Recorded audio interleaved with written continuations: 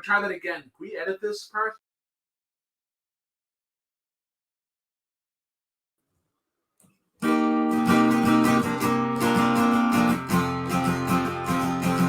Off the Stones episode 1.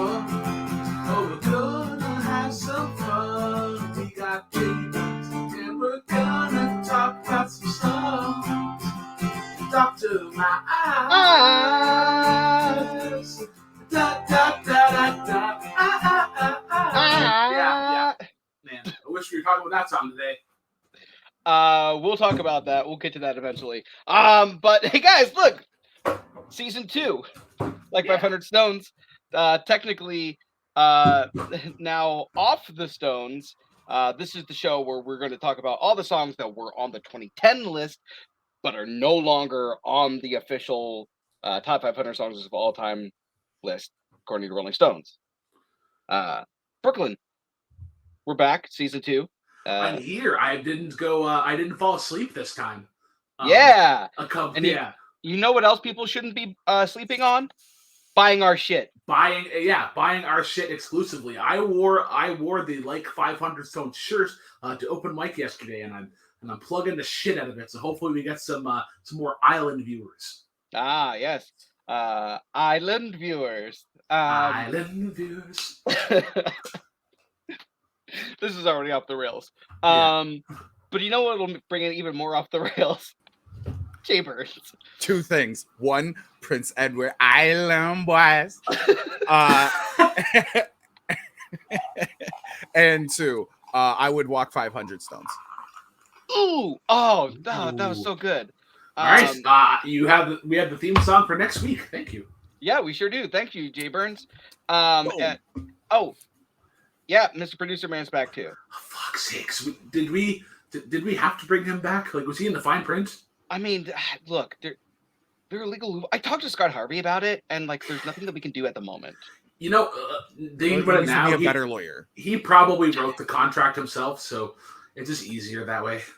Yeah, I guess so. I mean, it takes the pressure off of us, right? Yeah. All right. Oh, I missed it. Who is Mr. Producer Man? You guys revealed it at the end of last season, right? Yeah, it's just Mr. Producer Man. You gotta watch the episode to find out, Jay. God damn it. It's 3 hours long. Hope you enjoy. We're gonna find right to the If you end. subscribe to our $50 Patreon right now, I will tell you who Mr. Producer Man is. All right. I got one of those throwaway Visa gift cards. I can do that. But as we were saying before, we're going to be talking about all of the songs that are no longer on the Rolling Stone top 500 songs of all time, but they were on the 2010 list. There's somewhere around 249 to 251. I gotta double check the math later. So we're gonna go 25 at a time, just like old times. Yeah. So what ain't broke? What? Yeah. If what don't broke ain't fixed. There we go. Thank you for the officer problem. Those were words in a sequence. They were. I prefer my words not in sequence dresses, but in sundresses. Ooh. All right, let's start with the song that was at number 500, "Shop Around" by Smokey Robinson and the Miracles. Jay, since you are our guest and it is the first episode, I'm going to let you start with this. It's just quintessential Smokey Robinson, man. He got that voice that you just love to hear. This man's still doing shows at casinos around the corner from my house. Like they were just on TV like 20 minutes ago. There's not a lot I can say about this. I only listened to the song like once or twice, but I was digging it. I figured that people love Smokey Robinson. So I hope he's got more than one song on here. Especially if it's going to be at number 500. I can't remember, to be honest with you. I mean, he does have more songs on the official list, like 2 or 3. I want to say 3. But Brooklyn, I know the last time we talked about Smokey Robinson, you said he was on the verge of you calling him overrated. What do you think now?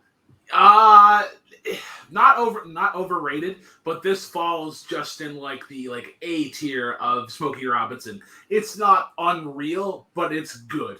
Um, I think it's definitely kind of set the tone for like the band at the time. This sound, like the production on it's very very tight with the guitar, the horns, and the drums and whatnot. I think Beatles would take a lot of influence to this style. But yeah, I'm not surprised that it got off the list. I can't even remember what Smokey Robinson songs made it over this. But Tears of a Clown made it over this. I want to say Ooh Baby, and there was definitely one more, and I just can't place my finger on it at the moment. Yeah, I think. So I was thinking about it earlier today. What happens is when you are listening to like 500 or even like 1,000 songs, there's going to be times where like you notice a pattern tendency, and I think this is when we start to like kind of prune the branches or whatever, and be like, all right, we got to pick the best of these styles. Yeah, I agree with you. I love this song personally. Just like the tempo is just like perfect, and it doesn't veer off course. Smokey sounds fantastic, and I really like the idea of the lyrics. But it was at number 500 last time. If that was supposed to be on the new list, 500 would also be probably the spot I put it at, because you're right. A tier Smokey Robinson, but not S tier. I will say 11,000 times better than the Captain and Tennille version of this song, because fuck that version. I'm sorry. I'm just going to say it. Like, respect to Captain and Tennille, sure, but still. Did you just cuss at me? Yes. Yes, I did, Captain. I've never heard of Aunt Neil before. Man, you don't have an Aunt Neil? Yeah, it's like a Croque Suzette. No. Okay. Moving on to the song that was at number 498. My boy! They massacred my boy! No! My son! We'll say Brooklyn for last. I'll go first on this one. This song's okay. Get the fuck out of here, Andrew! It's 11:14 here. You'll have your time! No. I do not yield to you, sir. But so I think that the first half of this is good, like really good. I don't love it. The harmonica is an interesting touch. It does add some texture to it. But the last half of this song just doesn't work for me. Like, I like instrumentation, like songs that close with like long instrumentation pieces. This one just kind of goes on for too long. Plus, it's just not quite as sticky. Like, the melody is not something that I remember, other than "'Cause I Miss You." Like, that's literally it. Jay, what are your thoughts? If you add some synth to this, it would make a great 90s hit, bro. You're right. That's all I got to say about this one. I'm not like, there are some Stone songs that I love. This just isn't one of them. This is mid to me, but you know, I know somebody here who disapproves of everything I just said, so I'll pass it. Not just you, the both of you. It takes 4 notes. That's all it needs. That's literally all the song needs for it to hook, and it's a fucking bop and a half. Now, does this song go up for me because of a certain version that I heard live, where basically they all jam out on this? Absolutely. I can agree with Andrew in a sense where the harmonica solo at the end doesn't work, but I just think this has such a groove and such a jam, especially when they get into that pre-chorus part. And they're having this big like boom boom boom, boom, and then it cuts out, and it's just the bass, and they relayer everything back in. This is like an ogre. This has layers, lots of layers. Parfaits are the best thing on this whole damn planet. My God, I'm in for a long couple episodes. All right, let's move on to the song that was at number 497, "The Rising" by Bruce Springsteen. Let's start with the man who is always incorrect about this topic. Yeah. Okay. So I understand if people were like how I felt about "Miss You," that they felt about "The Rising," because I don't think there's necessarily anything like wrong with this song. It's a very generic, classic blues rock song, and I think the reason that it got on the list is because people that probably heard it, probably the people that heard it live at a concert with Bruce Springsteen and the E Street Band, which is understandable. But it's just not my cup of tea. It's good, it's fine, but I was thinking about it today, where it's like I don't want BS, I want BJ, Billy Joel. I don't think there's any like, poutine, maybe like lobster. The best song about food is about ketchup, because ketchup loves potatoes. Stop with Tom Connors. Let me guess, it's a Bare Naked Lady song. No, it's Stop with Tom Connors. He wrote the hockey game. Never mind. The best song about food is any Action Bronson song ever. Facts. So this song's about 9/11. It came out, I want to say, like the year after 9/11. Because Bruce Springsteen, Jersey boy, but he lived kind of close to New York. So don't tell people from New York that. That could be an okay. Yeah. So I think the emotional resonance is what put the song on the list, even though I think that this is a great song. I think the production on this song is S-tier production. Like, it sounds fantastic. The one thing I will say, though, even though lyric, for the most part, like 90% of the lyrics, I think are emotionally powerful. So, only, like, a very few people are going to get this reference, like maybe 2% of the viewers. But it's got the strong bad rule of songwriting, where any song that has la-las, do's, and do's are not real lyrics. Shit. Blake 182, Billy Joel would like to have a word with you. Batman would like to have a word with you. Scatman would like to have a word with you. Also, another Jersey representative, Batman. Jay, what do you think about this song? I think that the song would probably be great if heard in concert. The version that we have on Spotify is trash. It's not good. It does not. I'm not listening to it with my studio headphones. I was listening to it with my regular everyday wear headphones, and it just doesn't come across as great.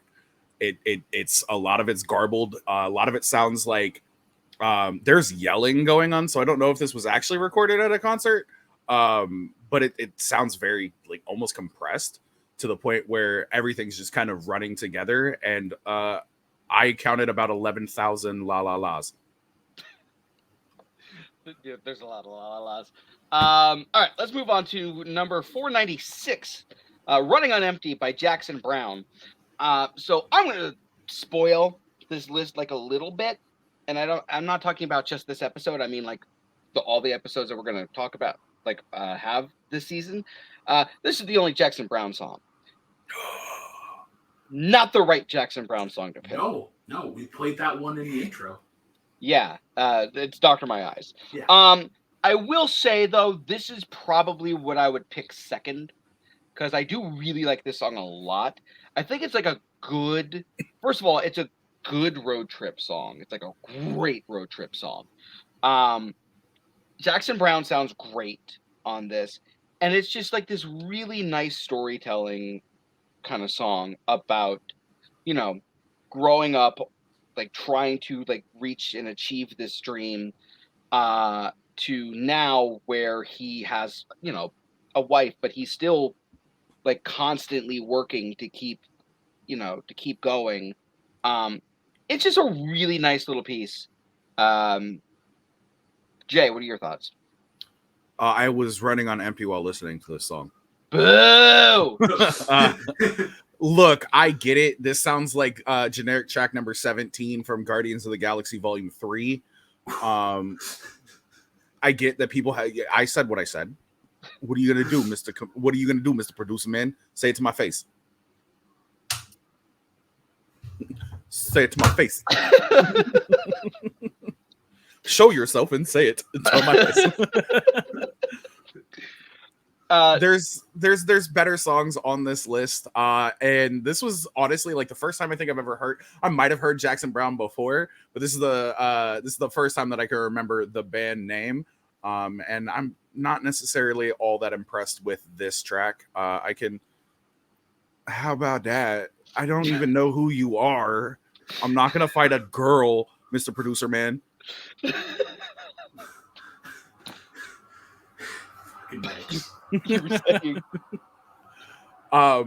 It's just, what is this, 497, 496, 496, 496. It's a fine enough spot. All right. And Brooklyn. Yeah. I agree with everything that you said, that Dr. Maz is the one that we should be talking about at some point, but we're not. What I do like about this song, though, I do like the arrangement of the guitar and the piano. I think they match up really well. Like, it still has that, like, it still comes up fresh, even though like this song gets heavily played on the radio. Every rock station has this on probably at least once a day. I like the guitar solo in the end and kind of how it just kind of like fades out. It's a very catchy chorus. I think whenever they were coming up with the list, they were like, yeah, we already have the weight on here. We don't really need Running on Empty here. All right.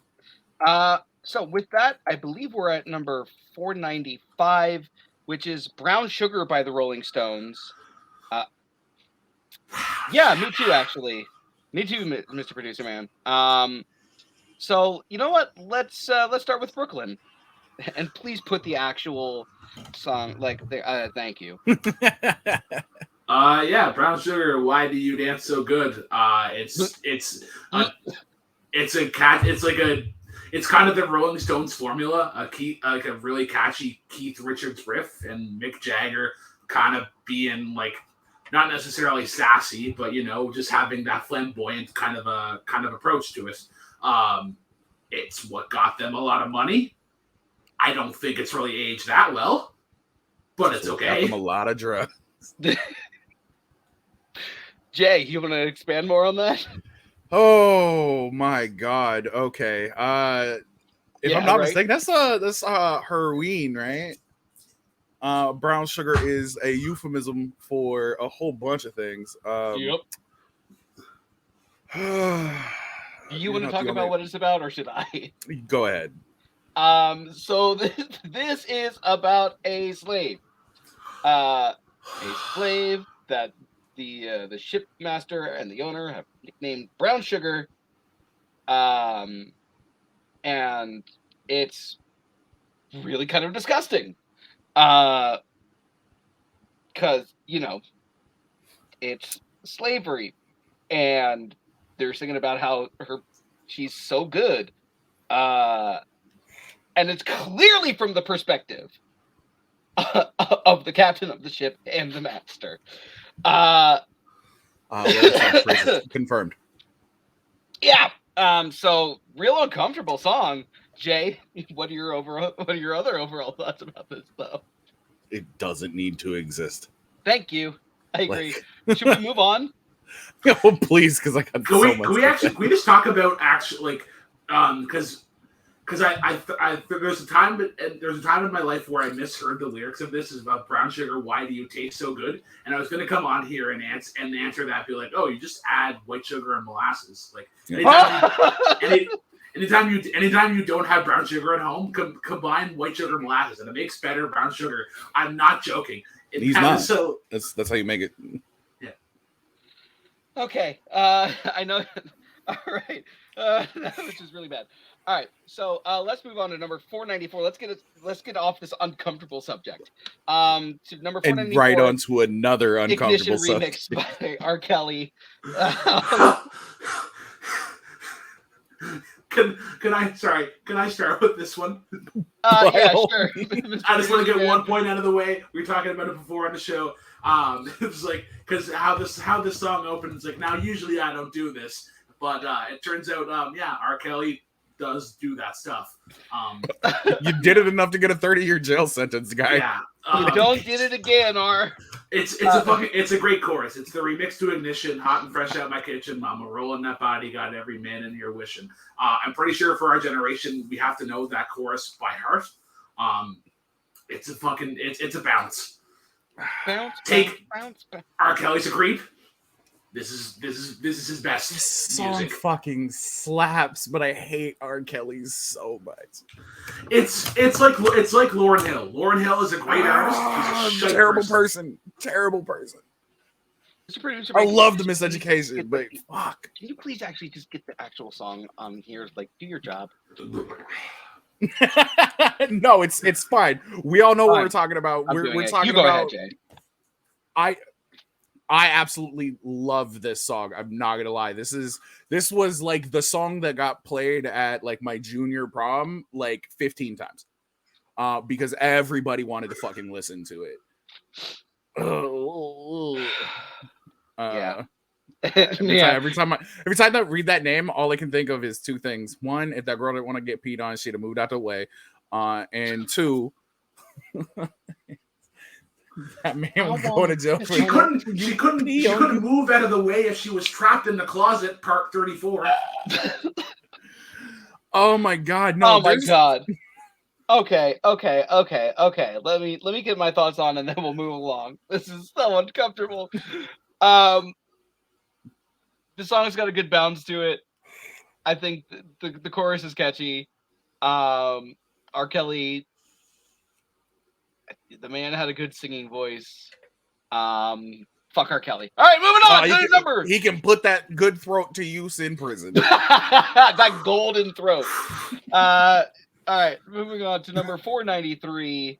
Time to Pretend by MGMT. I'm gonna start. What the fuck was this song doing on this list? This is not even MGMT's best song from that album.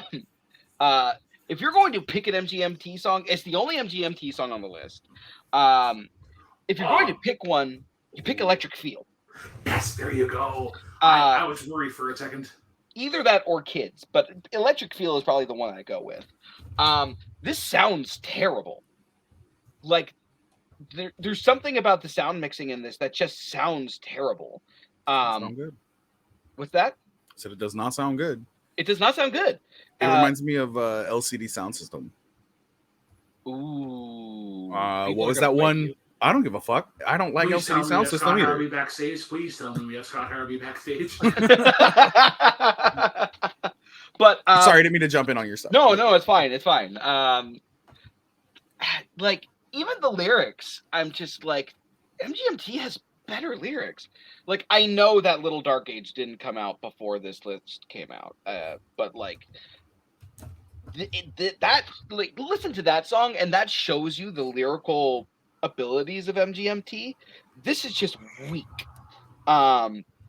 It's kind of edgy for the sake of being edgy, and just like it doesn't sound good. Why was this here? Like, they both came out, like, this and Electric Feel came out around the same time. It's not like one of those things where this is the song that introduced them to the country. Kids did, to be completely honest. So why is this here? Why was this here? Brooklyn. I'll tell you exactly why. Hi, Mr. Producer Man. I would like to make a trailer for a 2010s coming of age movie. Oh yeah? What music would you like to use? Exhibit A. This got used a lot in movies. No, that is why it is here on the list. It's a great riff. That's it. Before we get into you, I do want to say I think that there's another song by another group that does this sound better. Well, and that's Sprawl 2 by Arcade Fire. both of the times I've heard songs that sound like this, neither of them have been good. So that bar is really fucking low. Jay, have you ever heard Sprawl 2 by Arcade Fire? No, but I don't listen to a lot of Arcade Fire. If I was to say listen to one singular Arcade Fire song, that's the one.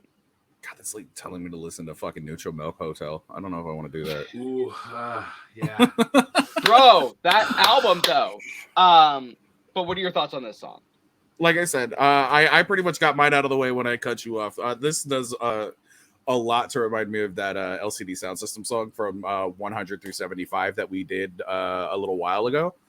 All My Friends or something like that. Some shit like that. Yeah, all their friends are dead after listening to that song, is I believe the full title of that. But I don't like this. This just isn't my sound, and I'm usually an individual who likes like all forms of music. I'll listen to operas, I'll listen to classical, I'll listen to rock, I'll listen to K-pop for Christ's sake. But this just doesn't do it for me. This does not cut it. Only if one of the banjos was played by Steve Martin. Honestly, that would make this song a whole lot better. So go screw yourself, Mr. Producer Man. Let's move on to number what was 491. I Love Rock and Roll, the Joan Jett and the Blackhearts version. Jay, what are your thoughts on this piece? Put another nickel in the jukebox, baby. Thanks, Jay. In 1912, they got upgraded to dimes, good sir. Burnz got none of profit. Coins shouldn't exist, okay? Coins shouldn't exist. You can't put a dime in the jukebox and then sell smokes for a penny. I don't have a jukebox because I don't live in the fucking past. No, but you have 12 gumball machines. No, I have 2 gumball machines and a duck machine. Thank you very fucking much. And it's unlimited plays until you catch yourself a duck. Thankfully, they're not real ducks. They are plastic. Because I wouldn't trust children with a pet. Oh, that's what you would. Out of everything in that game, that's what you wouldn't trust children with. Okay, I don't trust children in general, but we're getting so off topic. Children love rock and roll, so. But rock and roll is the devil. This is an ageless song. It will. This will never get old. It is like Andrew was talking before how country is 3 chords of the truth. This is 3 blues chords and just tell people how you feel. Yeah, it's really catchy. Especially when you get into the like the me. We'll be moving on. She's with me, yeah, me. Just to build up a mash. I think so. This didn't make it, but Cherry Bomb stayed on. If I'm not, no, Cherry Bomb was not on the list. Cherry Bomb was not on this list. No, right? It was only Reputation. I still think bad Reputation. Yeah, Bad Reputation definitely needs to stay on the list. I'm surprised that this one came off. I think this is like one of the most pivotal songs. Well, it was 491. So I'm not surprised. Plus it's a cover. This is the better version, though. I will give you that. Yeah. Oh, sorry. This is a cover, but it's no the Burnz fucking Mr. Tambourine Man. If this had 12 strings, Bar would be loving the shit out of this. Hey, but Hurt by Johnny Cash is a cover, and it's the better version too. So but that breaks all the rules though. We don't that's a we don't touch Johnny Cash's curse. We come from the land of freedom where we don't follow the rules that we set forth. Yeah. Because apparently we don't give a fuck. Well, you guys all have a pair of bear arms in your house, right? That's fair. Yes. Yeah. 100%. I got like 2. Come fight us. I got a full set. Okay, yeah, you're right. Pretentious hat bar is here. I respect this song more than I like it. I understand its place in rock history. I understand it kind of being the floodgates to open Joan Jett and the Blackhearts to the American public. It's a little stale at this point, I would say. You're a little stale. That opinion's a little stale. Holy shit! And you're completely baked. Not yet, but I will be as soon as we get done here. Not yet. All right. Let's move on to number 490. Clocks by Coldplay. Oh my god. Oh shit. Okay, we're gonna save Jay for last then. No, there's okay. Because it's not the Coldplay song I would pick, but I think I'm pretty sure.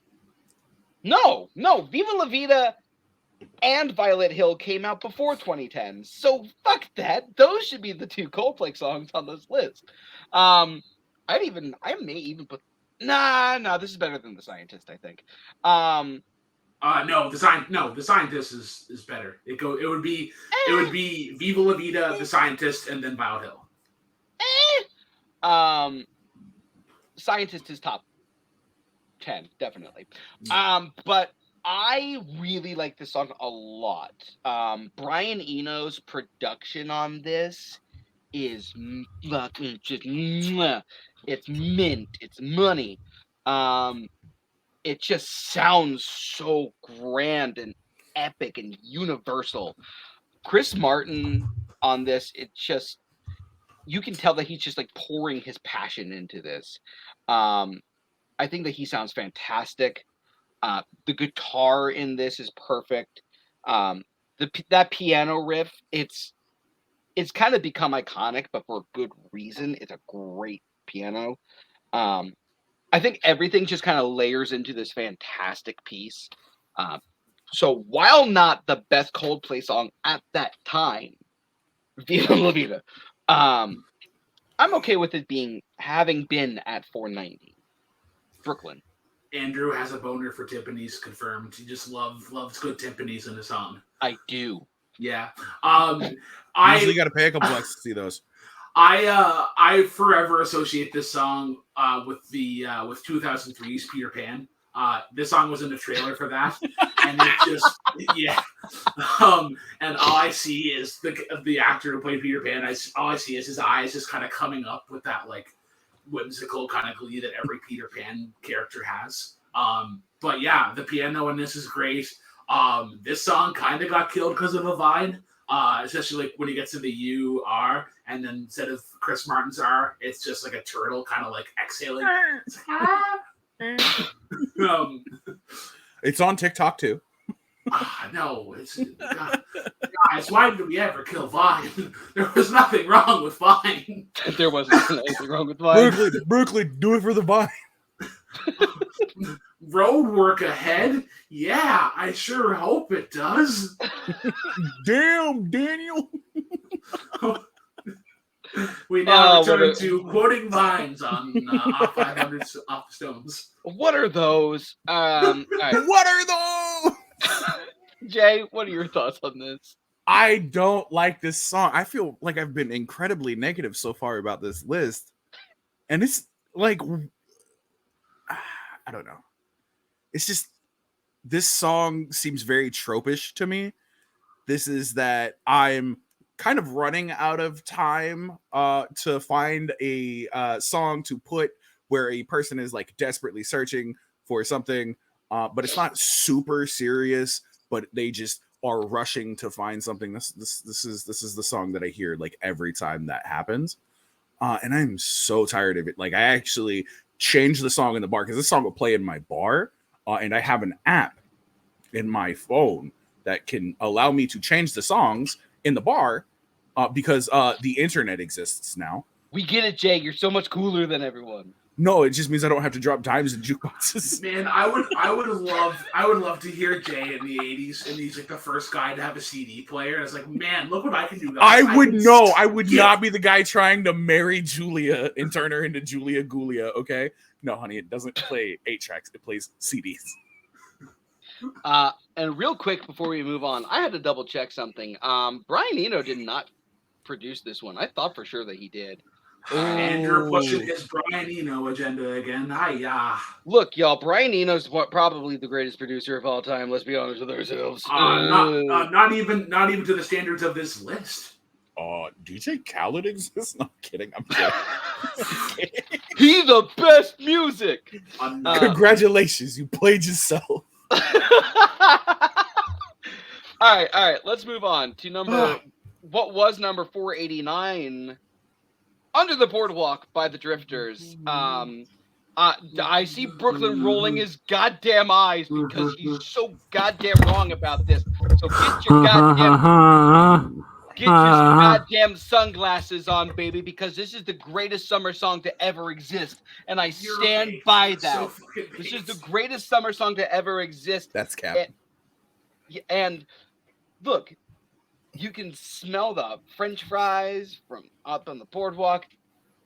Oh my god! Just like you can smell the French guys on the boardwalk. French fries, damn you! I mean, the French are pretty smelly, but you don't need to smell them. Whatever. So I think that this is instantly memorable. I think that the especially with the touch of the I'm gonna mispronounce the name of this instrument. It's like a guero, or it's called a theremin. No, it's not. Don't confuse our listeners like this. Like the clava or the. It's the wooden instrument that's ridged that you like rub the. Oh, that thing. Yeah. It's like a guero or something like that. To the Google machine. Yeah, to the Google machine. But that instrument just adds such a fantastic touch to this. You're pretty close. Guiro.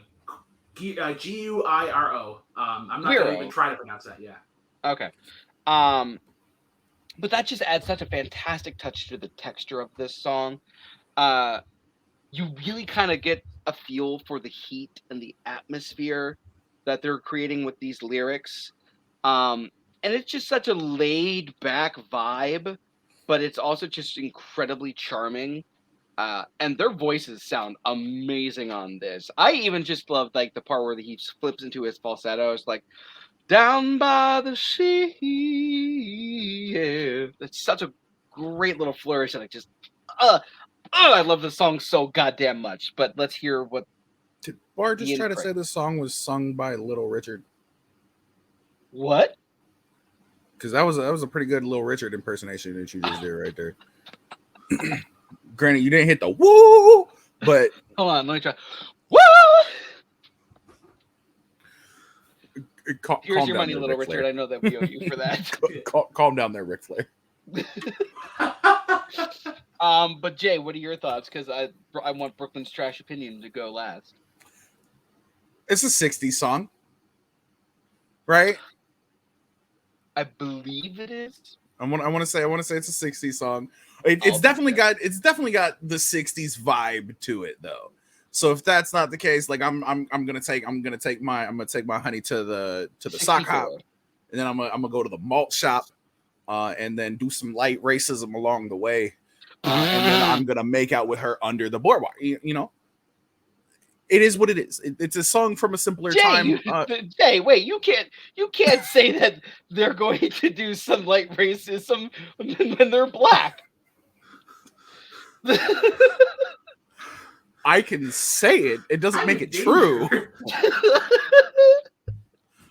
Also, the song sounds like a song by 4 white people. Let's be real here. And with a name like the Drifters, don't nobody trust white drifters, bro. I don't pick up white hitchhikers. C. Thomas Howell would agree with you. Brooklyn.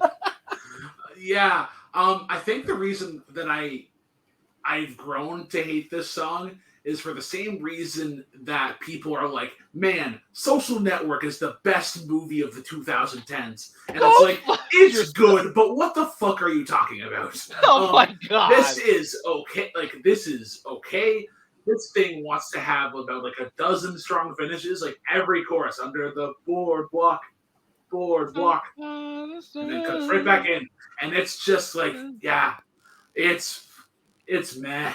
Play that same song. Okay, let's move on before I break something else. Number 487 was I'm 18 by Alice Cooper. Brooklyn, what are your thoughts on this one? I love the lick slash riff in this. I think it has a loop, it has a flow. Alice Cooper he gives a lot of like emotion, especially when it comes to the end where it's like 18, 18, 18, and I like it. And it's just it's fits into the style of Alice Cooper songs. Like School's Out was one of the ones that came onto that list, and there's no real like subtlety about it. It's I know like in the opening of the song it is a coming of age song. Like, you know, I was a boy and now I'm a man. And that kind of how every person feels like getting to be 18. Being 18 in Canada is actually a huge thing because then we're finally able to vote. And it's a joke that I make every time whenever it's somebody's birthday. I'm like, oh, you're able to vote this year. We're able to vote at 18 too. Oh yeah, yeah, but most people. Alice Cooper fitting into the pro voting agenda, which is great. Please go vote. That fucking liberal commie bastard. You guys are allowed to drink though at 18, right? Only in certain states. In Quebec and Manitoba or Alberta, one of the prairie provinces. Okay. Otherwise, it's 19 in British Columbia, right? It's 19. It's 19 everywhere else. Yeah. Well, too bad the song's not called "I'm 19." No, it'd be called "I'm 19." Can't drink in America at 18 either, eh? Maybe back then you were. I think it changed in like the 70s. So I like this song a lot. I think it really does capture that angsty mindset of like you still have like having a really young brain, but being in a grown man's body by that time. I think it really does kind of capture that like confusion. Otherwise, I think it's okay. Like, I don't think it should have been on the list, but I appreciate the fact that it is. Jay. This is the first time I'd heard the song, and I don't Really? hate it. Yeah. This isn't like the Alice Cooper that I listen to. I also don't listen to a lot of Alice Cooper, but I don't turn Alice Cooper off when he comes on. If you get what I'm saying, like You probably listened to every women, even women bleed, didn't you? I don't know. Maybe I don't really memorize track Alice names. Cooper song by like a large. I don't really like pay attention to track names. I'm not a hipster like that. Things are what they are, my guy. Sure, you're not a hipster. I'm not. I just think You the Wu-Tang Clan should be in spot. I'm not. I just think the Wu-Tang Clan should be at every spot from 50 downwards. Hey Jay, what flavor kombucha are you drinking? Actually, it's a Synergy Ginger Aid, my guy. But it looks like it's in a White Claw can. Don't be dissing ginger like that. Ginger is an essential food. It helps with your digestive system. I accredit it to how I lost so much weight. Well, first of all, congratulations. But second of all, we are getting so off topic. All right, let's just move on. Really? Us off topic. To number 485, Lady Marmalade by Patti LaBelle. I'm going to start off with this one. I'm about to piss off a lot of people. This song's fine. This song's just okay. Like, I get it, like, cool, female empowerment. Like, I'm all for that. But, like, I cannot get into the song for the life of me the way that other people can. Andrew, you're lucky that my therapist is making me work on my anger. So I'm just... like, they sound good.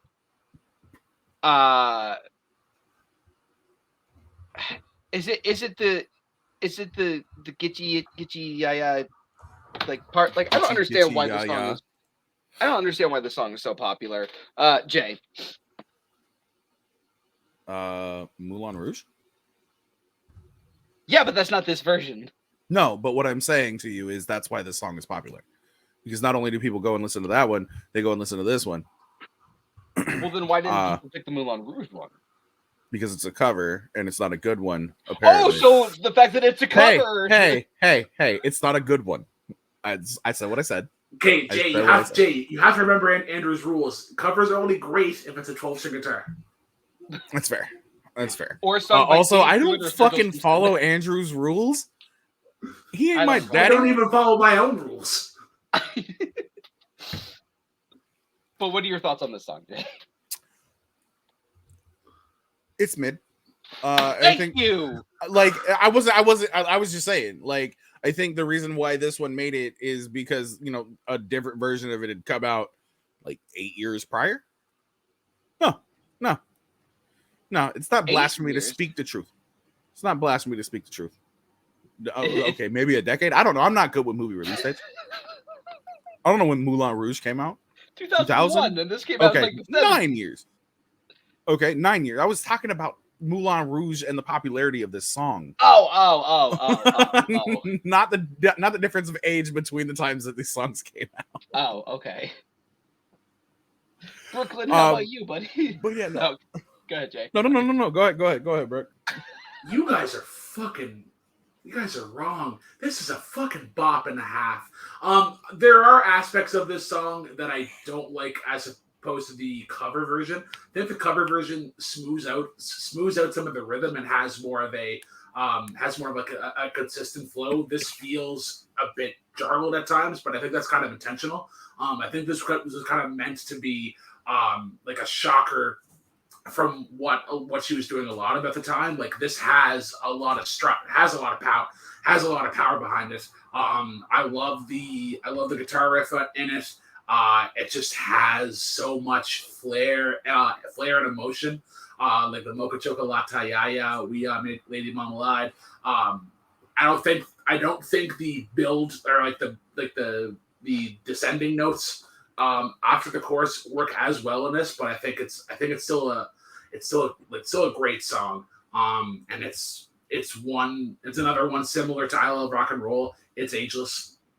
I don't think this is gonna get old. It will stay in like that late 60s, early 70s kind of vibe, but it's perfect for that era.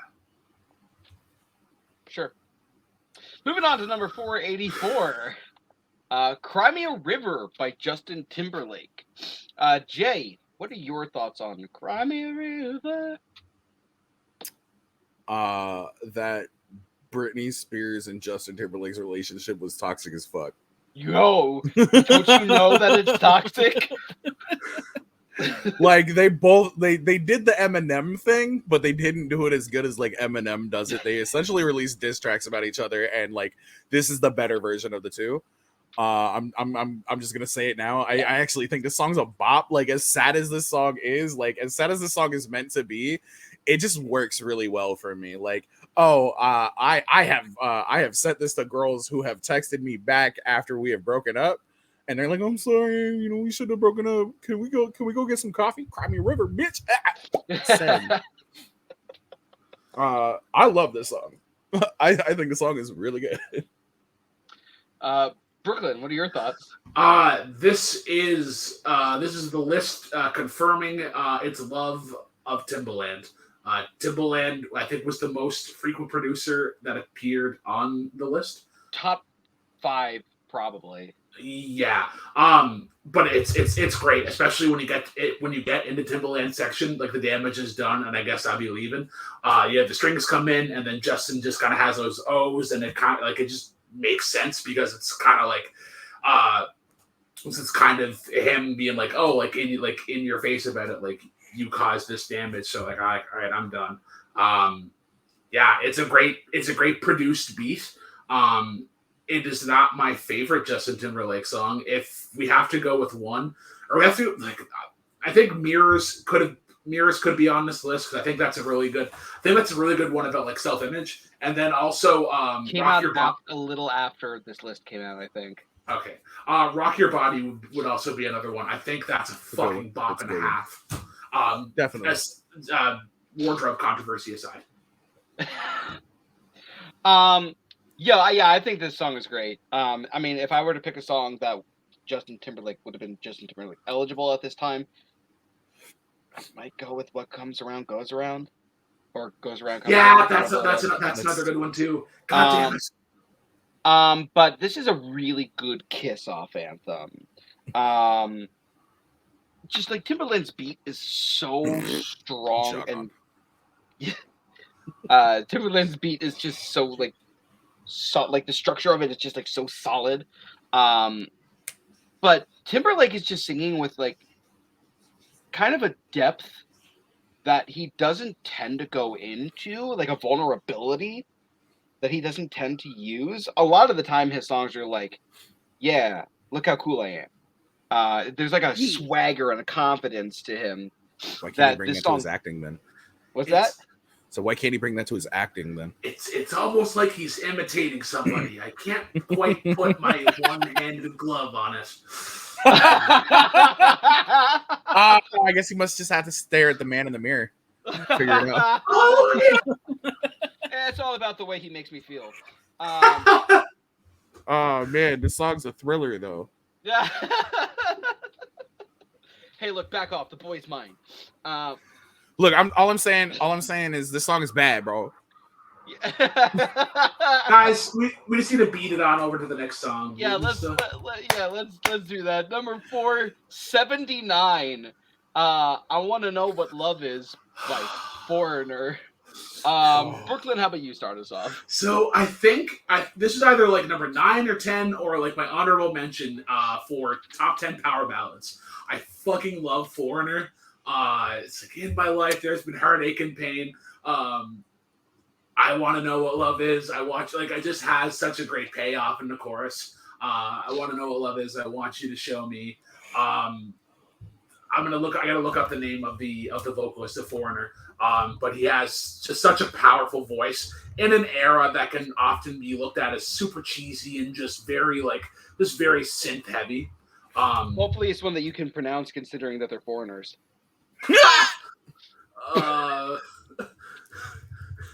Bar, how many illegitimate children do you have? Because that was such a dad joke, my guy. 4! Kelly Hansen. Kelly Hansen is the name of the person.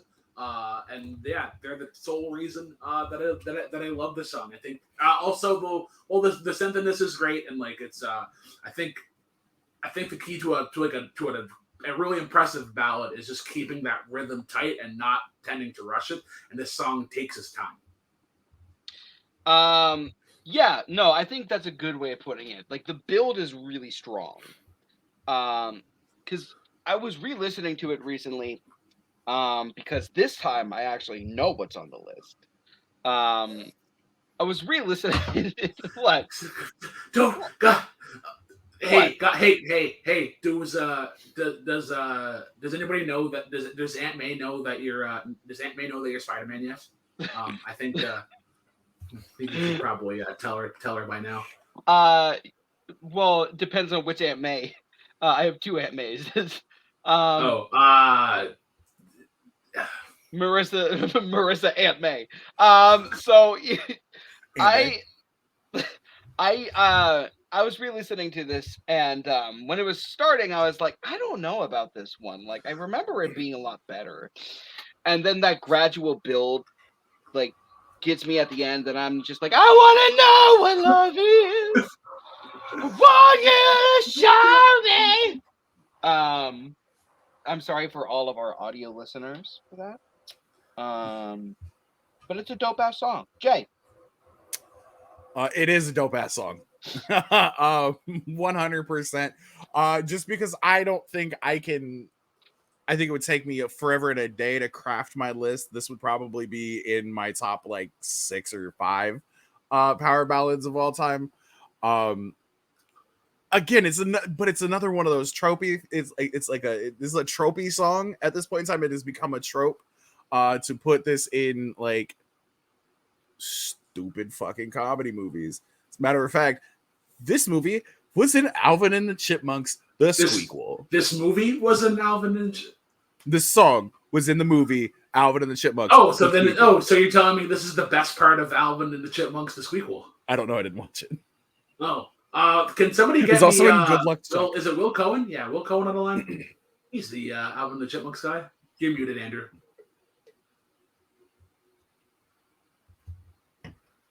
So with that, let's actually just move on before I completely embarrass myself more. Number 476. Do Right Woman, Do Right Man by Aretha Franklin.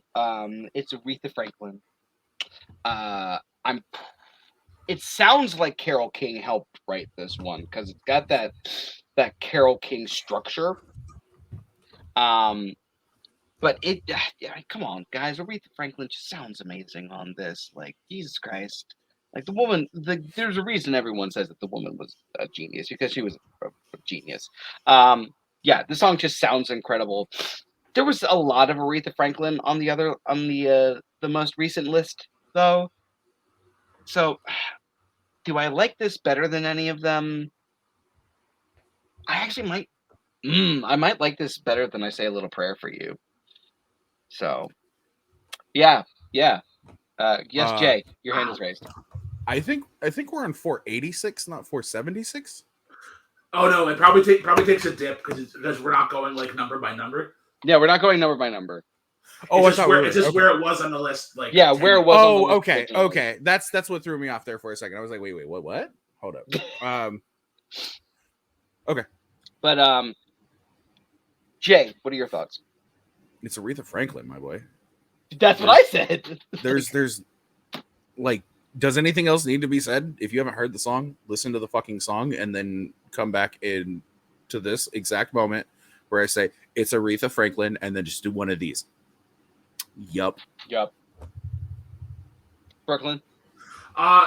Yeah, I'm slowly coming to the conclusion that if I ask anybody what their favorite Aretha Franklin song is, they can name any one of them, and I'm like, you have a point. It's like, yeah, because there's certain things that I like about this. I like Aretha's really good at building tension in her songs and kind of letting it all release out at the right moment. And I think it's another incredible job. There's nothing really much else that we can say. It's Aretha just being awesome. Yeah. Let's move on from one genius of music to the Supremes, to another genius of music, I would argue. With Where Did Our Love Go? Jay, what are your opinions on this song? I'm sorry, I'm responding to a coworker of mine. Give me one quick second. Yeah, absolutely. Brooklyn! Give me 2 seconds to just refresh a memory on the song. This is admittedly one of the more forgettable ones. Oh yeah, this is why. Okay, so you're not gonna like what producer man, you start then. No, you're not gonna like what I have to say about this. It's a good song, but similar to how we were talking earlier about how songs kind of tend to feel the same. I can almost guarantee you that they went and saw this song and are like, yeah, we already have Build Me Up Buttercup on here. That's kind of the better version of this. And that, like, Supremes already have great songs. Like You Can't Hurry Love made the list. And then there was oh my god, You Keep Me Holding On is also one of the best. I'd be willing to say that there's another song coming on this list that I think actually fits that better. Okay. Huh. But so, yeah, I love this song, to be completely honest with you. I love the percussion in this song. Even just like, I can't tell if those are foot stomps or just like really compressed claps. But whatever that sound is, I really dig that choice. I think the melody is incredibly memorable. And it's one that has stuck with me for a long time. Like, when you ask me, like, name 4 songs by the Supremes, this is probably one that comes up in my, like, immediate thoughts. And Diana Ross just sounds amazing on this song. Like, she really does. Jay. I make a joke every time somebody mentions, I'm just going to say it rhymes with schmite schmish memory. And it's that there isn't even a white person in the Supremes.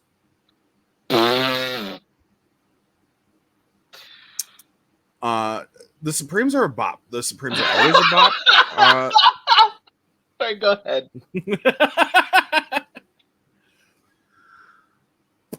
No, I'm just gonna let that one marinate now.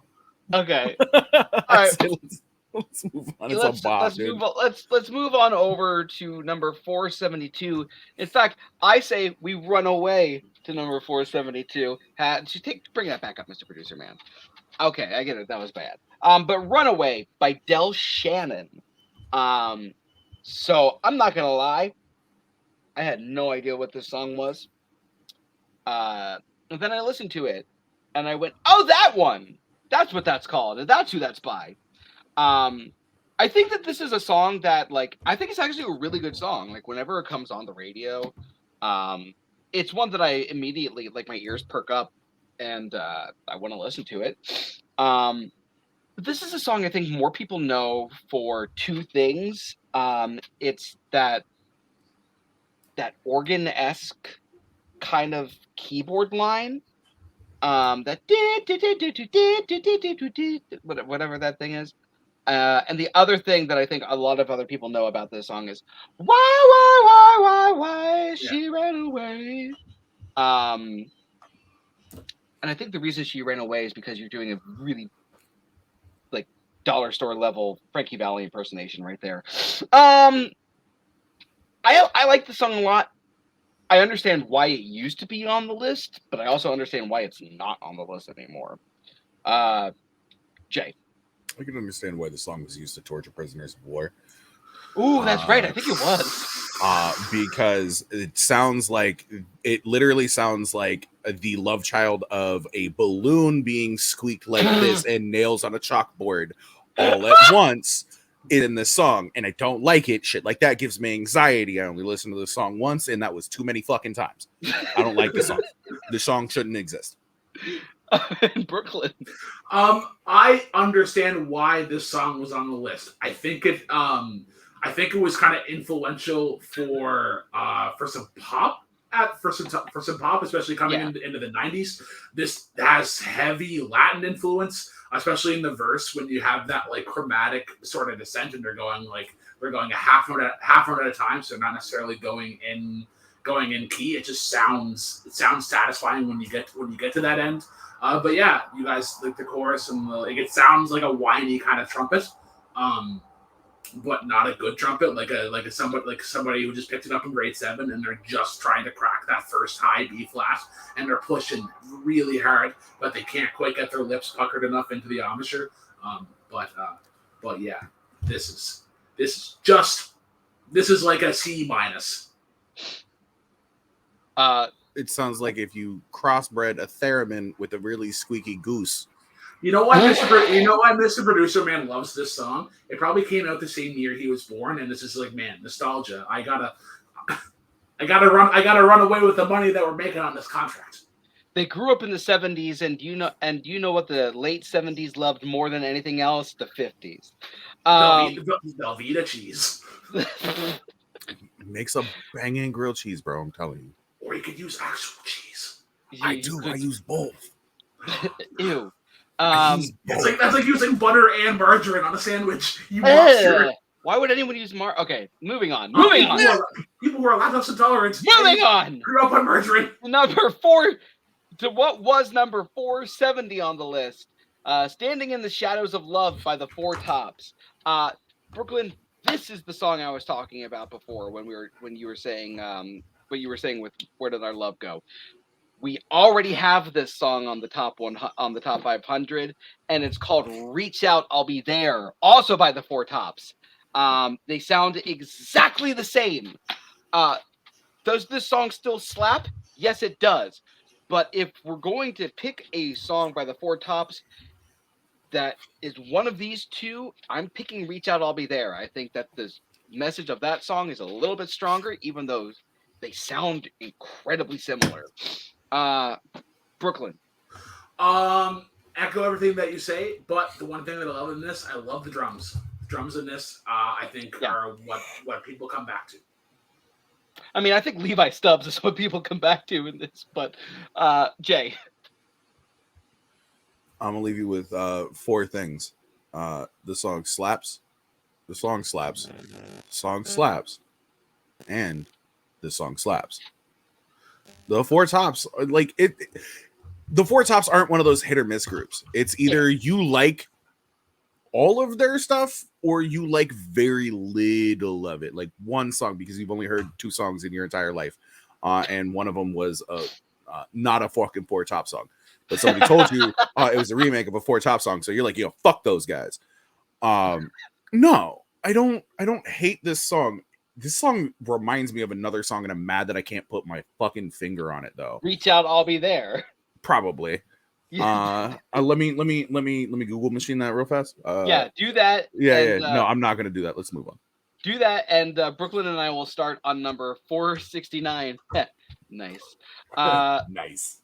Rain by the Beatles. Brooklyn, how about you start us off? Guys, I really hate to break it to you, but the reason that this song is not on the list anymore is because it's a Ringo song. It's John Lennon singing. It's George Harrison has some nice kind of lead guitar work, but this is a Ringo highlight piece. It's good. Plus, I think people were just like, we don't really need this on here. I would consider this like a median Beatles song. Just kind of like a perfect middle of the road. So most Beatles songs. Wow. Hey guys, hey, I want to tell you something as well. Just because Ringo Starr wrote a song doesn't mean that it's not a good Beatles song. No, it means it's a participation trophy.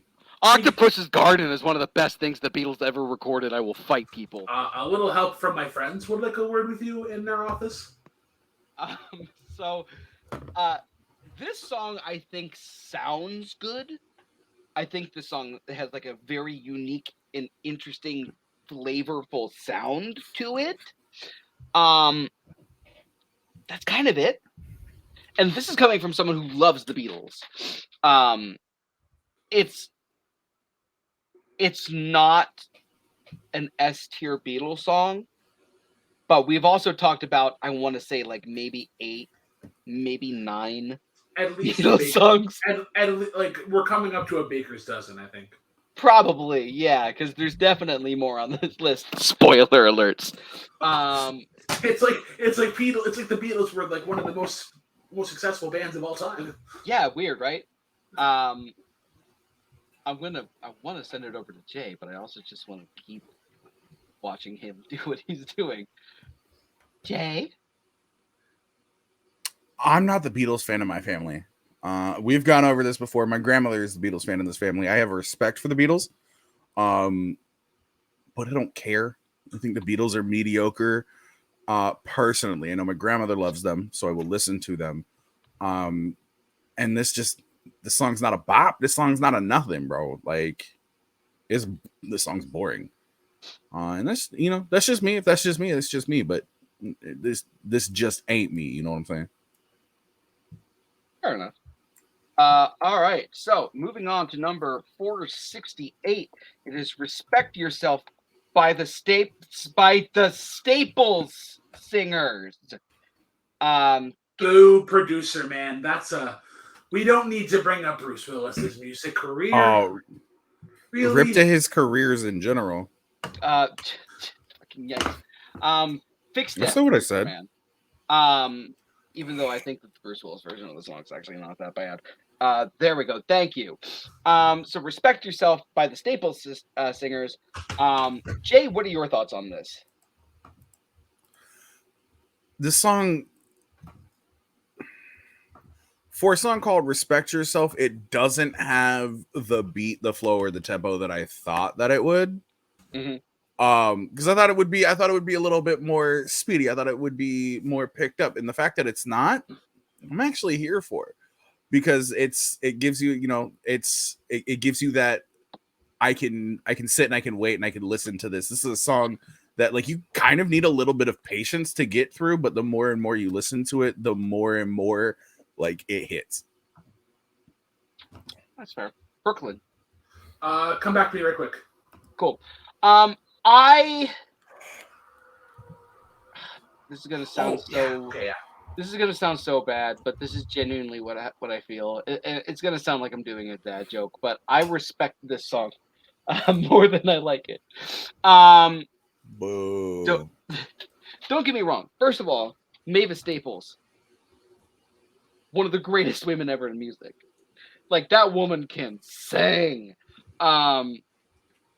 but it's sort of the same problem I had with the other Staples singer song that we did. Brooklyn, do you remember what song that was? It was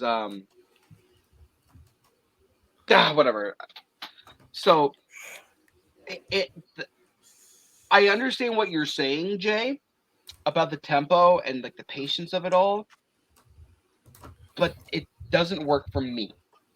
I think that it needs I think it just needs that little extra bit of energy to really find its footing that it's looking for. And some of the lyrics are not bad, but kind of questionable. Like the line about covering your mouth when you sneeze or cough or whatever it was. I'm kind of just like, I mean, yeah, I guess. Oh, you cuss around women, you don't even know their names. Fuck you. Brooklyn. Yeah, I'm gonna continue the theme of songs that I think that this came off the list, so that I think Curtis Mayfield could get on there with Pusha Man, and I think Love and Happiness is like a better version of this song. It's good. Like I like the I'm always a sucker for songs that kind of have that strut. But it's it can be a little long on the tooth, we'll say. Yeah. God, I wish I could remember what that other Staples singer song was, but I'll have to find that. Andrew, later. do you know how much money I used to rent out a Google machine for this show? Yeah, it's a lot of money. All right, do it later. You know how much Canadian dollars I used? 2. Moving on to number 467, which is Big Pimpin' by Jay-Z featuring UGK. There's one person I'm going to say for last, for obvious reasons. I would like to bring up one line from this song, and luckily I saved it. The line is, go read a book, you illiterate son of a bitch, and step up your vocab. I heard that line and I immediately was just kind of like, this motherfucker was so blunt with how he attacked this man. You can find the imprints on his forehead. This song is it's another one where the production is super tight. And it does a lot of the heavy lifting, but both Jay and UGK spit absolute fire on this song. The rhyme scheme in this and the flow is so good. Like you just listen to the way that Jay is delivering his verse and just like the rhyme schemes and patterns and things like that. It's just technically masterful. I think that this is a great song. It may have deserved a spot on the overall list. I think this is where I would have put it on the most recent version of the list. But yeah, Brooklyn. Yeah, I fucking love this song. This was on the Collision Course album that Jay-Z did with Linkin Park. But the lyrics that Orange Mocha Frappuccino.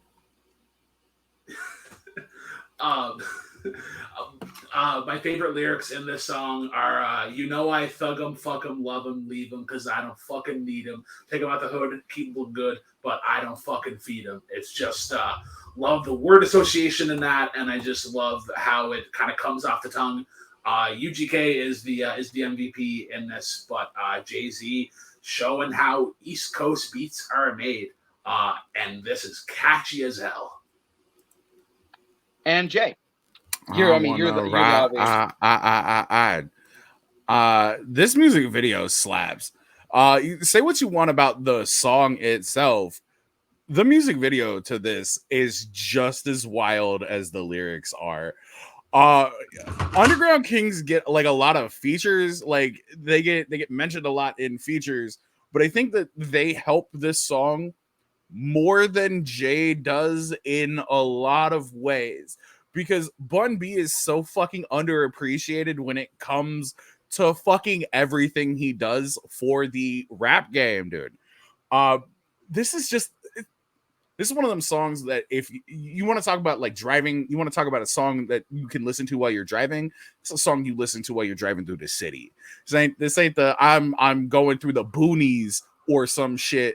But there's this one, and then there's 99 Problems, and both of them are fire. If I had to choose between the two, I know that 99 Problems was in like the 70s.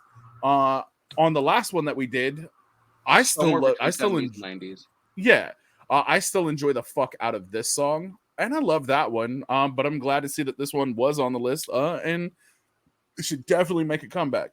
Because Jay-Z ain't been doing shit lately. Fair.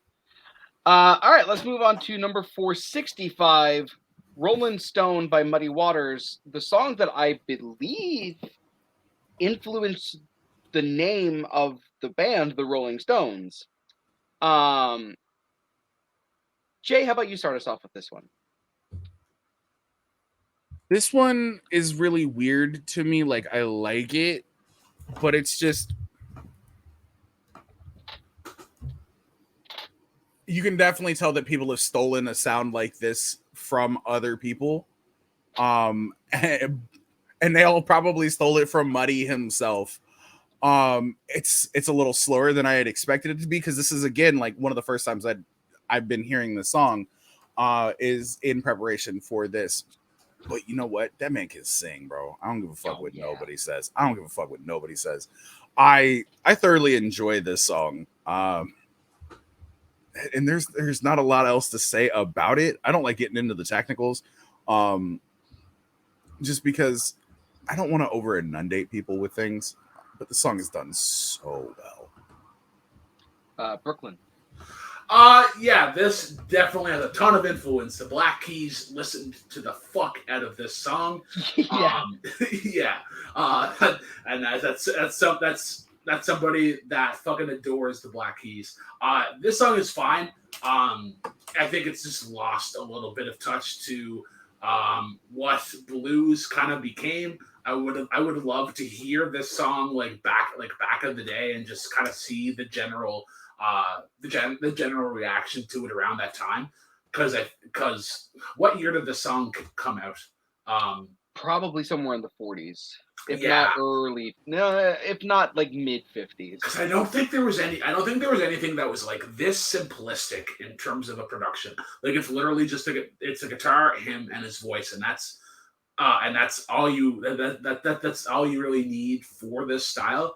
But yeah, I like that this is kind of like one of the archetypes, or one of like the centerpieces, I guess, for blues. But what was the other one? Fucking Manish Boy.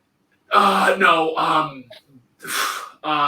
Johnson, the guy who sold to the devil.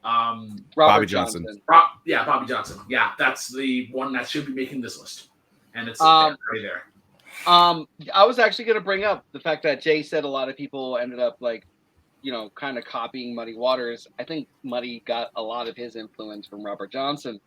Not to say that I don't think that this song is great, because I love this song.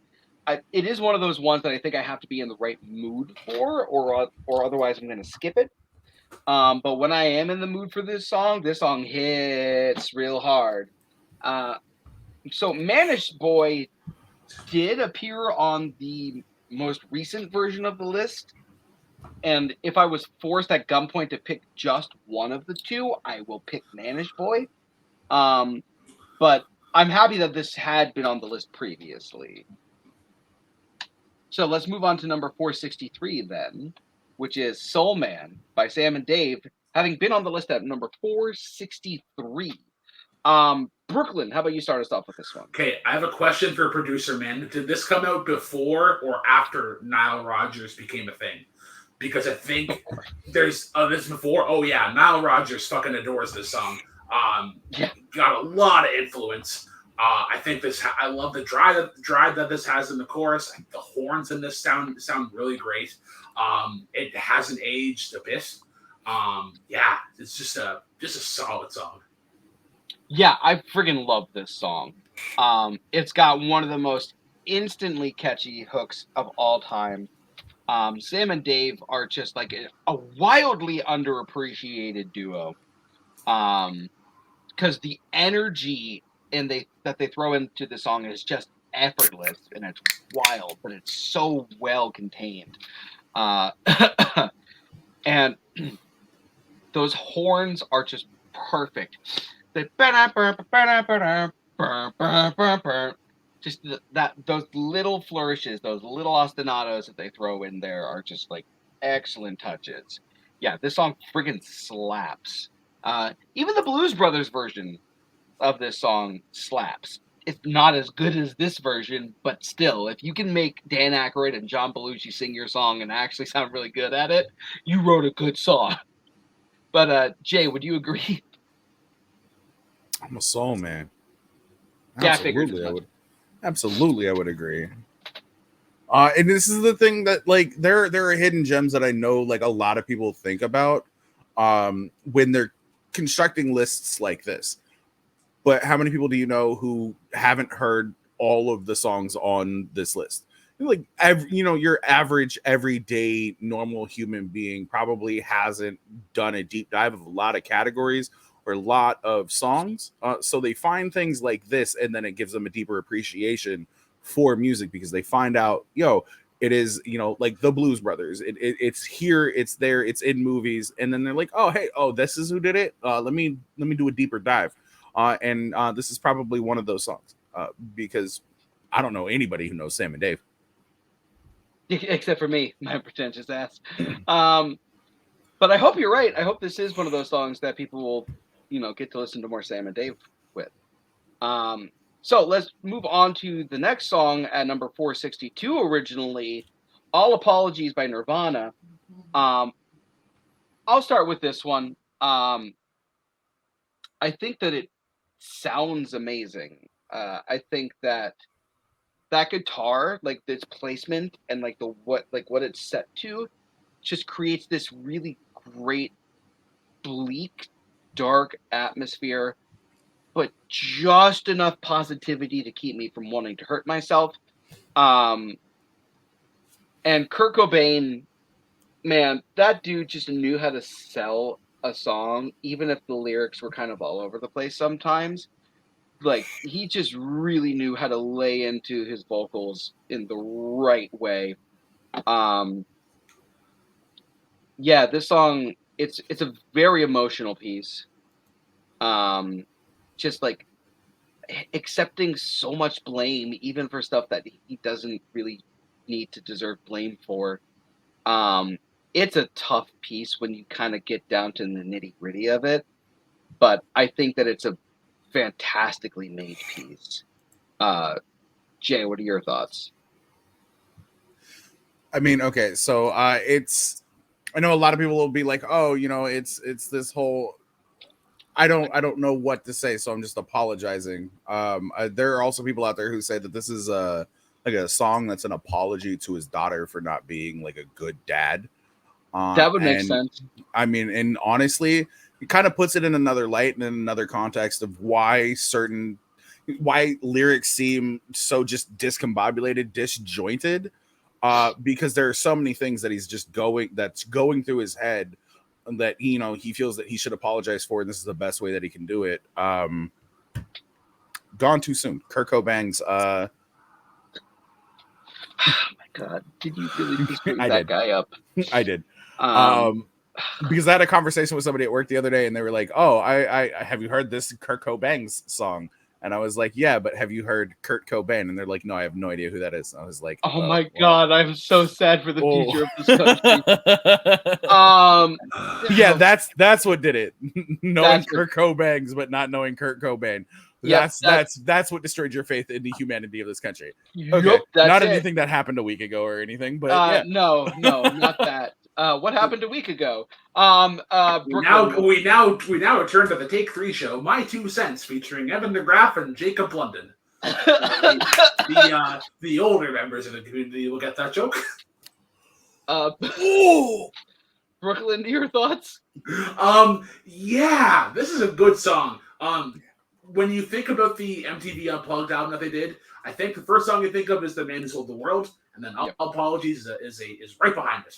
I love the cello in this. I understand why Dave kind of gets too excited whenever playing this. Like why he almost didn't get to play on the show because he's just like he was the human version of Animal at that time. Yeah, just, you look at that video and he is a miserable. He is a puppy, and he's just like, man, I just want to play. Because when you get to because when you listen to the studio version, when you get into that chorus, they're just going all out, and a lot of that is just Dave smashing the fuck out of the cymbals and whatnot. And then how it has my favorite word that I've learned in this show, the dichotomy of the various subtle verses and then the just in your face chorus. Yeah, great song. I guess I understand why it fell off the list, but I think we could have removed some of the songs on the updated one for this. But let's move into the last song for this episode, and it's My Sweet Lord by George Harrison. And My Sweet Lord, this song's just okay. You want to disappoint me today. Look, I get what George Harrison was going for with this song. I think that it's actually really smart and really clever, as a way to like bring people of different ideals together by kind of like tricking them into singing about other people's religions. And I think that he sounds great.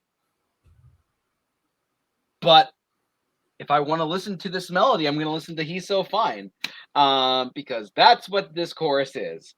He's so fine, wish you were mine. It's just note for note, it's that exact song.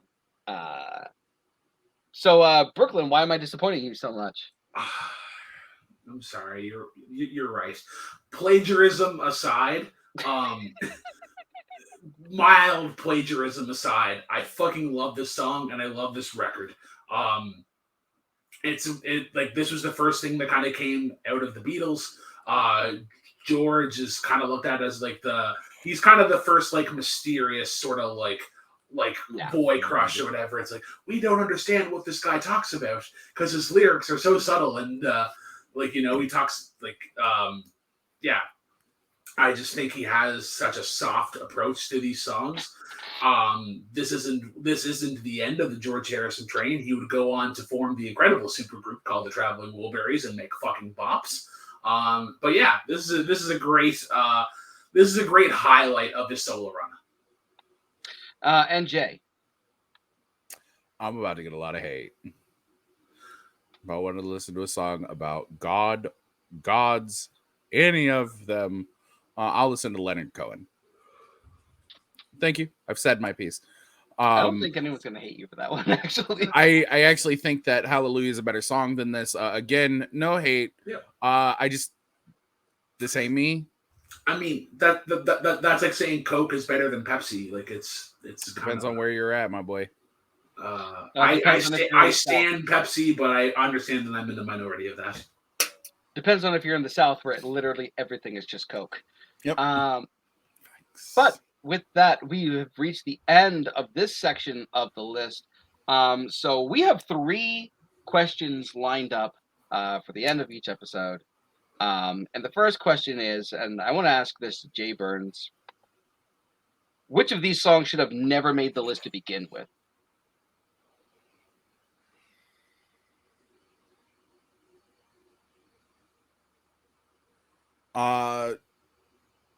The MGMT song. And I'm going to agree with you.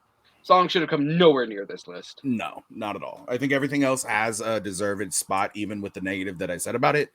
I just don't like LCD Sound System sound, and that's what I get from this. So you heard it from here. Jay Burnz says LCD Sound System should not have made this list on this episode. I agree, because the song sounds like trash. It really does. They have better produced songs. For some reason, their worst produced song ever is the one that got on the list, and I don't understand why. Because it's the one that everybody could remember when they made the list. Yeah, but come on, Electric Feel and Kids are right there. Brooklyn. Yeah. Listen, like going through the conversation, that's probably my choice, but the one that I had initially kind of came into with for this show, Cry Me a River. I think it's yeah. Okay. I think there's not necessarily that there's enough Timberland, but Timberland's best made the list. This is just kind of fits the 2000s generic sort of pop ballad. Okay. Next question is which one of these songs should be put back on the official list, Jay Burnz? Oh, that's a tough one. I didn't know that I had a test, so I didn't prepare pop quiz, for this. motherfucker. Pop quiz, hot shot. I'm gonna go with Big Pimpin'. I'm gonna go with Big Pimpin'. I think that song is just a fucking bop. I'm not gonna say the sex offender song. It's just not gonna happen. Son of a bitch, you stole my line.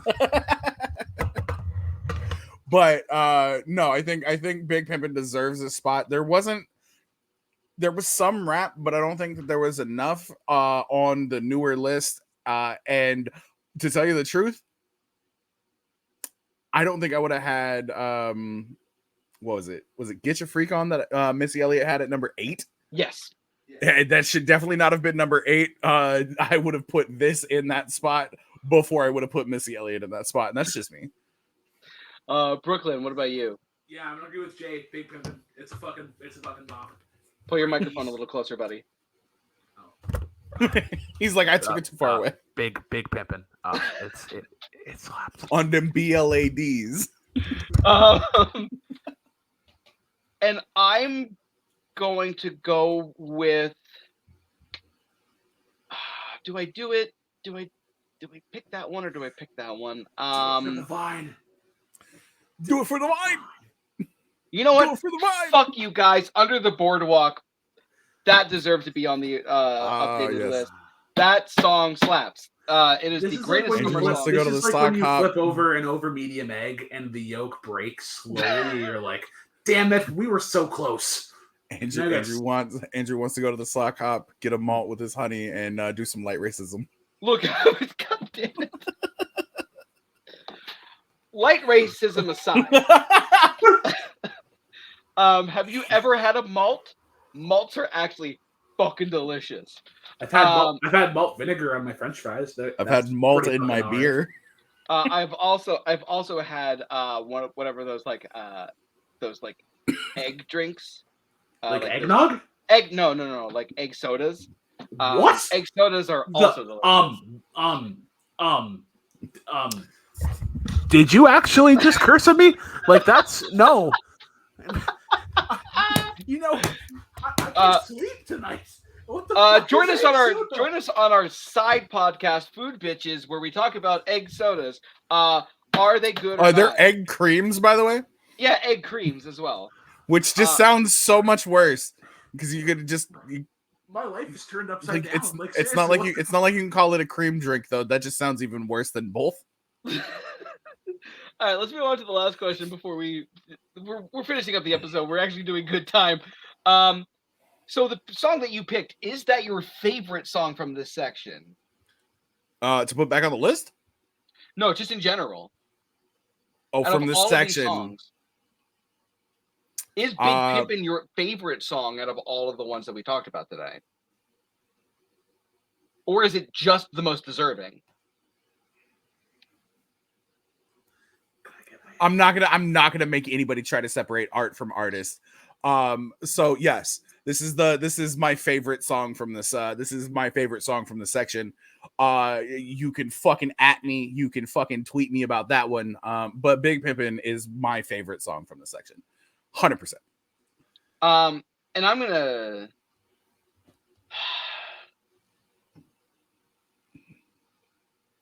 Stick to your guns. I'm gonna stick to my guns on this one as well. I think Under the Boardwalk. He's like, don't be a bitch. Yeah, Under the Boardwalk is my favorite song from this section. Brooklyn. Man, I mean, Big Pimpin' is great, but it doesn't miss you quite the way.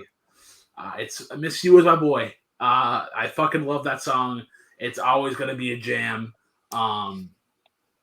But yeah, it's so much. It's gonna be my favorite song in this section. It's gonna take a loss. Okay, fine. Close I'll let second you- was I Want to Know What Love Is, though. Yo, I was thinking about that. Absolutely, yeah. Yeah. I thought about that one. Can But we, with can we sing that as the outro? Sure. With that, I want to thank Jay Burnz for joining us today. Thank you for being our first guest on the new series. Thanks for having me back. Of course, we'd love to have you back at some point. But any final thoughts as we close this episode out? Nah, I just want to know what love is. I want you to show me. I want to feel what love is.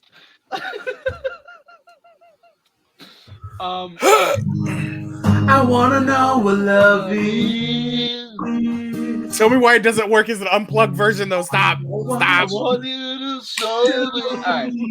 So, thank you all for watching. At Brooklyn, we did it. We got through another episode somehow. We got through. We're starting a new season. It's like summer, but more wood panels and.